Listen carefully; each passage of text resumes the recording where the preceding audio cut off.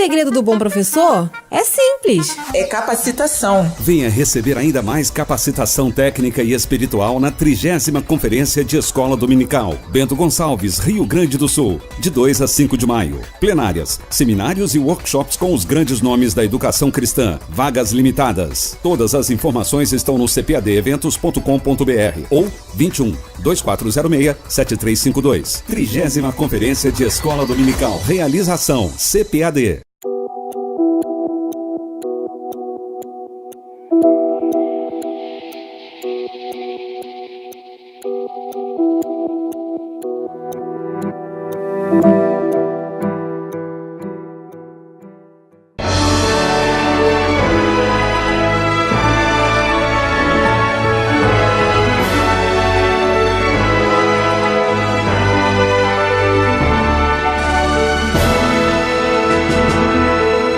Subsídios.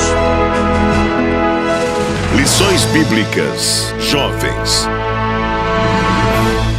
Lição 1. Um mundo imerso numa cultura materialista. A paz do Senhor. Eu sou o pastor Natalino das Neves, comentarista das Lições Bíblicas de segundo trimestre de 2019. Estamos nos reencontrando depois de já estudarmos junto sobre Romanos, sobre o livro de Mateus, Seu Reino Não Terá Fim, e agora nós vamos estudar sobre esse tema, cobiça e orgulho, combatendo o desejo da carne, o desejo dos olhos e a soberba da vida. Como eu menciono no prefácio do livro, assim que o pastor Alexandre Coelho me convidou para comentar esta lição, eu já me empolguei com os temas, porque nós vamos estudar nesse trimestre sobre 3 temas que são muito importantes, fundamentais em qualquer época, em qualquer região, em qualquer faixa etária, que é dinheiro, sexo e poder. Quer seja em conjunto ou seja separado, qualquer momento, em qualquer lugar, se alguém estiver conversando, vai estar falando de alguma forma sobre esses temas. Então, para você ver a abrangência do tema que nós vamos estudar nesse trimestre. Então, entendo que os jovens estão sendo premiados com esses temas que nós vamos tratar nesse trimestre. A revista, melhor dizendo, dividida em 3 lições. A primeira lição, que é a lição que nós vamos estudar agora hoje, ela é uma lição introdutória, com o título Um Mundo Imerso na Cultura Materialista, onde nós vamos abordar, baseado em 1 João 2, 15 a 17, a respeito do amor ao mundo.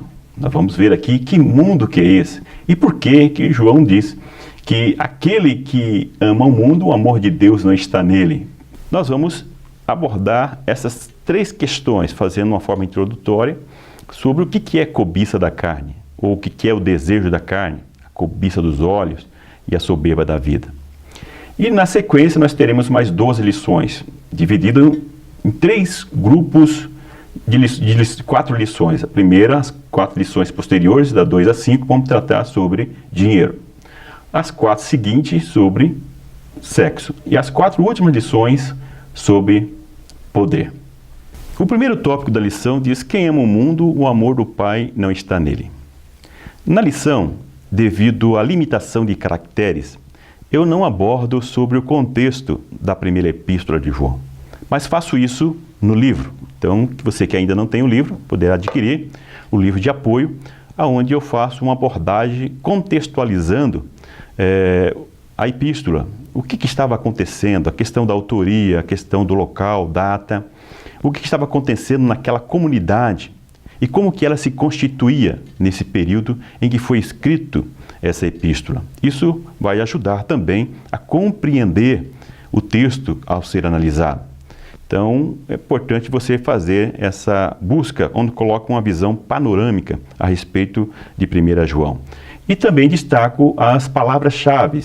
Dentre várias palavras, 3 palavras são essenciais para entender esse contexto do amor ao mundo. Quem ama o mundo, o amor do Pai não está nele, onde nós vemos a palavra conhecimento, a palavra justiça e concupiscência.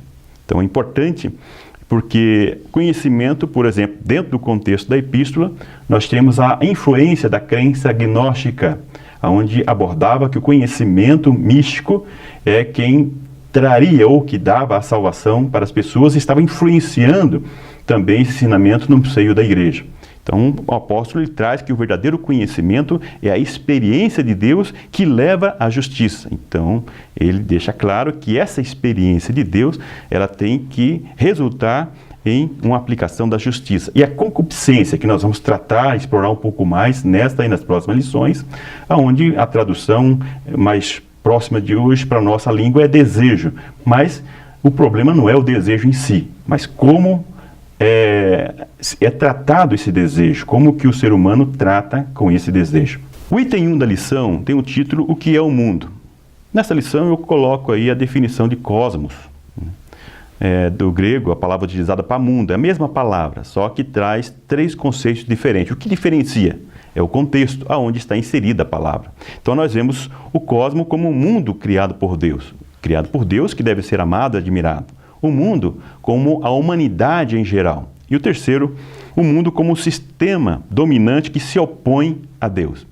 E é esse o mundo que não deve ser amado. É composto pelas pessoas, pelas instituições que se opõem a Deus, ao Evangelho. Então, tudo que se opõe a Deus, dentro dessa ideologia dominante, que constitui-se, então, esse mundo. Às vezes as pessoas brincam, falam, pastor, então o senhor não é desse mundo, então o senhor é um ET, né? Uma brincadeira que às vezes as pessoas utilizam. Quer dizer, a gente faz parte desse mundo, mas não podemos nós tomar a forma do mundo como Paulo fala aos romanos, né? Com as suas ideologias, suas práticas, os seus costumes. Então esse é um mundo que é o item 2 que fala o mundo que não deve ser amado. Então nós vemos os 3 mundos. O primeiro, que é o mundo criado, que deve ser admirado, que é o criado por Deus. O segundo, que é a humanidade em si, ao qual Jesus morreu. A terceira é o sistema dominante. E é esse mundo que não deve ser amado. Então eu coloco até na lição que nós devemos desconfiar, né, no sentido da palavra, de tudo que concorre com Deus, com o seu evangelho, com a sua palavra. Nós temos que estar atentos, porque isso pode influenciar na nossa vida cristã. O terceiro item é o amor ao mundo é inconsistente com o amor de Deus. Então, esse mundo que não deve ser amado, que é constituído por pessoas, instituições que se opõem a Deus, tem algumas características. E eu coloco aí as características das pessoas que fazem parte desse mundo e as instituições, o que está por trás. Que são pessoas que não conhecem a Deus. Tenho citações também, para você ter na revista, você pode acompanhar, que são contrárias à igreja de Cristo, e também que são dominadas pelo maligno. Então, essas pessoas que fazem parte desse mundo que não deve ser amado, que também é inconsistente com o amor de Deus, porque o mundo usurpa a paixão de quem se deixa levar por ele, ou seja, acaba influenciando e tomando conta do seu desejo, e isso vai influenciar também nas suas ações. Jesus, na oração sacerdotal, em João 17, ele ora pelos discípulos e diz, olha, Senhor, deixa bem claro que eles estão no mundo, que é o mundo físico, o primeiro mundo que nós falamos, mas que eles não são do mundo. De que mundo que eles não são? É o terceiro que nós falamos, então, que é o mundo que não deve ser amado, que se opõe a Deus e à igreja. E no verso 18 ele diz que os seus discípulos foram chamados para fora deste mundo, mas não do mundo físico, ou seja, desse mundo que tem essa ideologia contrária à palavra de Deus e contrário a Deus. Então, nós estamos no mundo, temos que conviver com o mundo, conviver com as pessoas. O que nós não podemos é nos amoldarmos ou tomar a forma da prática, dos costumes dessas pessoas que fazem parte desse terceiro mundo. O cristão que se torna amigo do mundo, Tiago 4:4 diz, é contaminado por ele, Tiago 1:27. Toma a forma dele, do mundo, e acaba tornando-se inimigo de Deus. Por isso, a preocupação do autor em chamar a atenção sobre esse mundo que não deve ser amado. Então, nós fazemos parte do mundo, devemos admirar a criação de Deus, conviver com as pessoas que fazem parte deste mundo, mas não podemos tomar a forma deste mundo, a ideologia e as práticas que eles têm. E eu pergunto a você, a quem que você tem amado? O mundo ou a Cristo? Então é a pergunta para você que é professor, professora, fazer para os seus alunos depois da ministração desse tópico, levando as pessoas a refletirem na aplicação prática da sua vida, como que isso se aplica à sua vida. O segundo tópico tem por tema a cobiça e a soberba, frutos da cultura materialista. Então aqui eu vou trabalhar com a questão do conceito de concupiscência. que é a falta do domínio sobre o forte desejo pelo pecado. Então, nós vamos ver que o problema não é o desejo, que isso é natural do ser humano, mas é a falta de domínio sobre esse desejo, deixando o desejo dominar as pessoas. Aí que entra a palavra concupiscência. Quando ela é utilizada, sempre está relacionada nesse contexto de lascividade carnal, imoralidade moral e carnal. O primeiro item desse segundo tópico é a cobiça da carne, né? Então, o desejo, como eu já disse, é natural do ser humano. O desejo e o prazer, o desejo de comer, beber, dormir, fazer sexo, isso é natural. Isso todo ser humano, nós vamos ver mais à frente também, porque o ser humano foi criado, né, para ter esses desejos. Isso é natural, não tem problema algum com relação a isso. Mas o problema é quando a concupiscência, o desejo da carne é tão forte que se torna uma ânsia que o ser humano tem de consentir com o mal e contrariar a vontade de Deus. Ou seja, esse desejo ir de encontro no sentido contrário aos princípios da palavra de Deus. Vale ressaltar aqui que eu coloco em algumas partes da revista que esta orientação é para quem tem a Bíblia como regra de fé e conduta. Então, se você vai receber as orientações, ou o professor e a professora aqui que está nos ouvindo, ao falar com seus alunos, ele fala, não, mas isso, hoje não dá para aplicar isso, né? Mas quando você diz que você crê na Bíblia como palavra de Deus, então você tem ela como referencial. Ela te traz orientações de como proceder neste mundo, como se relacionar neste mundo. Então, a pessoa que tem a Bíblia como palavra de Deus, ela deve seguir essas orientações. E é interessante que eu coloco aqui que essa questão do desejo, às vezes as pessoas acabam jogando a responsabilidade para Satanás. Diz, olha, foi o diabo que me enganou. Ele me enganou e eu acabei pecando e errando. Então as pessoas, quando elas cedem esse desejo da carne, na realidade não é porque Satanás a fez errar, mas porque ele ofereceu e a pessoa, ela tomou essa oportunidade de pecar, essa oportunidade de contrariar a vontade de Deus, mas por seu livre-arbítrio. Isso é muito interessante nós colocarmos também. Tiago deixa bem claro que nós somos atraídos pela própria concupiscência que está dentro de nós. Então, por isso a importância de nós controlarmos esse desejo. O segundo item fala sobre a cobiça dos olhos, né? A cobiça da carne, pecados que provêm do corpo. Já a cobiça dos olhos é que vem pela vista, né? Pelo aquilo que você vê, e que pode resultar na consumação do pecado pelo corpo. Aí a cobiça da carne. Então os olhos são considerados como as janelas da alma, né?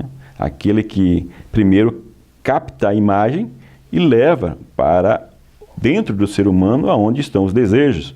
E aí, dependendo como isso se acontece dentro do ser humano, pode levar ao pecado ou não. Então, a maioria dos pecados passa primeiramente pelos olhos. Jesus, ele deixou bem claro sobre isso, né? Que diz aquele que já desejar a mulher, no seu coração já comete adultério, ou seja, primeiro ele só visualizou.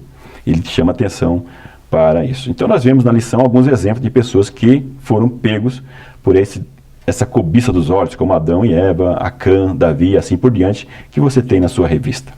O terceiro item do segundo tópico, a soberba da vida.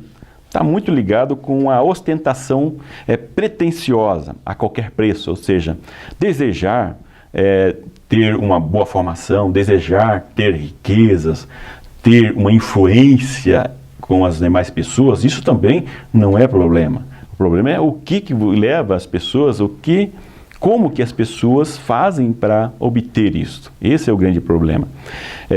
E as pessoas que são soberbas, ela tem o hábito de desprezar ou humilhar as demais pessoas para se sobressair.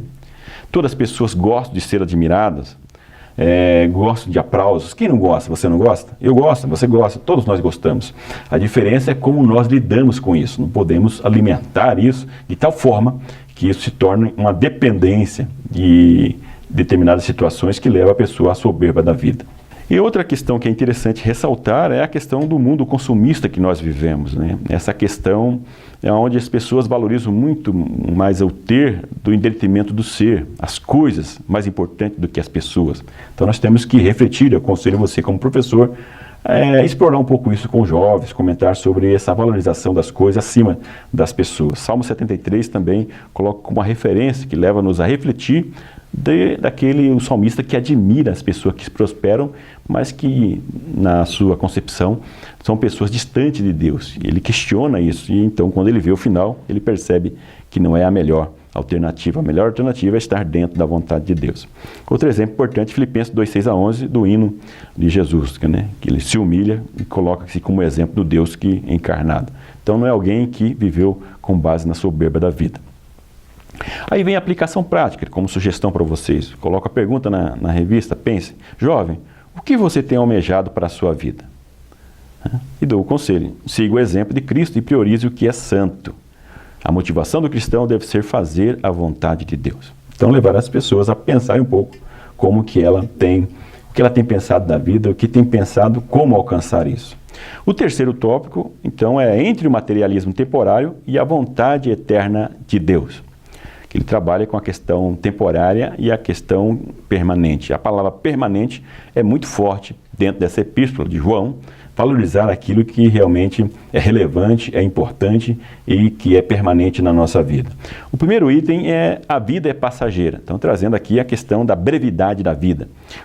O ser humano, como as coisas, são criadas e também tem a vida útil. Uma hora vai acabar. Nós não gostamos muito de pensar sobre isso, que a morte virá. Mas todos nós passaremos pela morte, a não ser a questão do arrebatamento. Mas, teoricamente, todos nós passaremos pela morte. Isso é inevitável. É breve. E a tendência humana é o imediato, olhar para o agora. E aqui, essa lição faz uma reflexão de parar para pensar um pouco nessa brevidade da vida. Ainda há pouco, conversando com o Jorge, comentarista, o repórter da CPAD que está gravando esse vídeo, estavam falando sobre isso, sobre os filhos.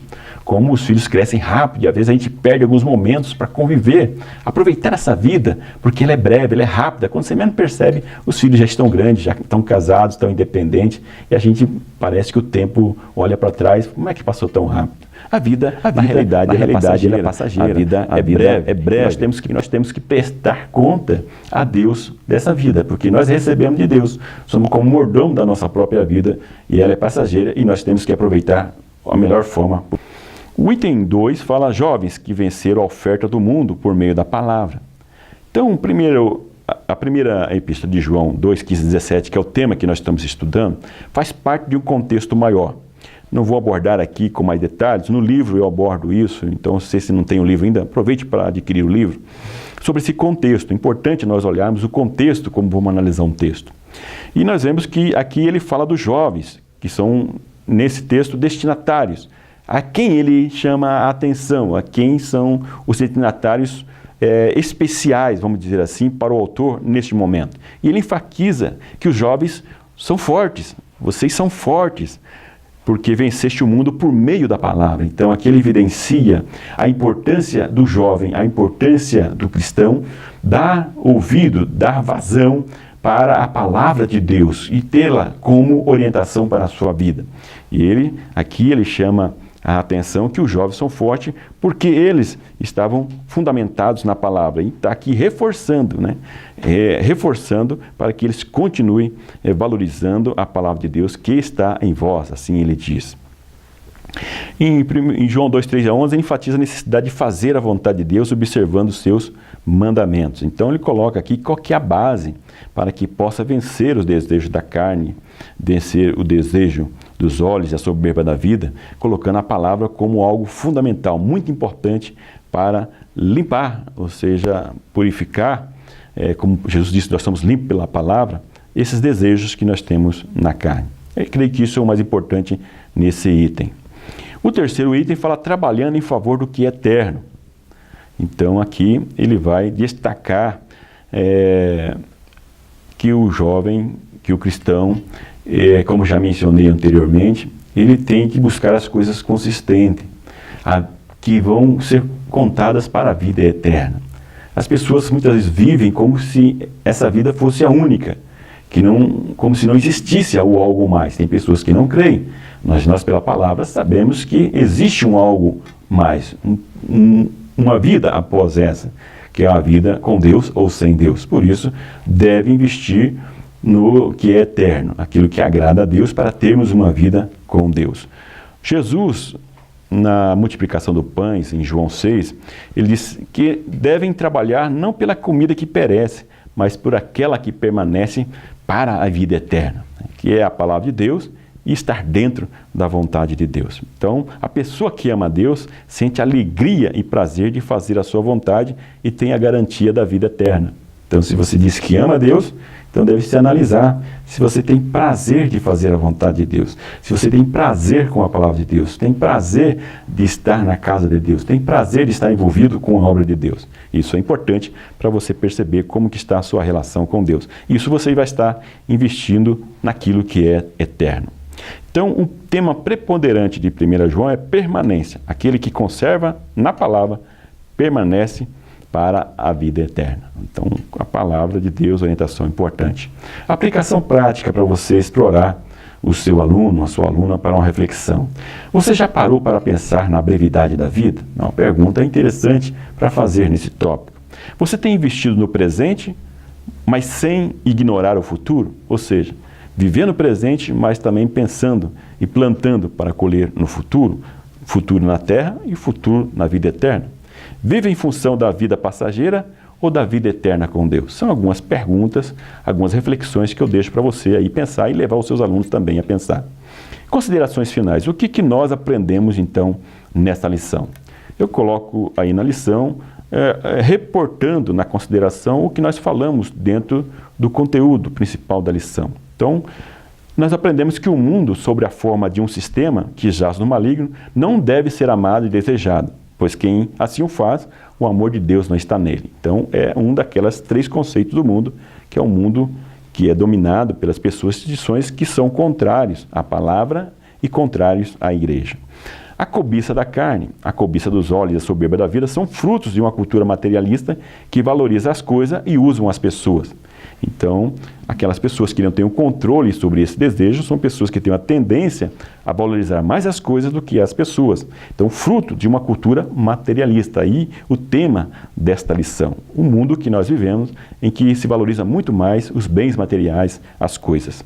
A matéria e a vida são passageiras, mas quem faz a vontade de Deus permanecerá eternamente em comunhão com Deus. A vida é passageira e nós temos que aproveitar da melhor maneira possível. E a melhor maneira é dentro da vontade de Deus, em comunhão com Deus, para termos uma vida eterna com Deus. Imagine estarmos eternamente com o Criador de todas as coisas. Espero ter ajudado você a preparar essa lição, a estudar essa lição, e peço que você convide as pessoas para também acessar esse vídeo, compartilhe nas redes sociais para que as pessoas possam também ter um acesso primeiro nessa lição. A intenção desse vídeo não é trazer todo o conteúdo e uma preparação total da aula, mas é trazer uma visão abrangente para que você depois possa preparar a sua aula também com os subsídios, sem esquecer também do livro que amplia, né, todo esse conceito devido à limitação de caracteres da lição. Então, até a próxima aula, até o próximo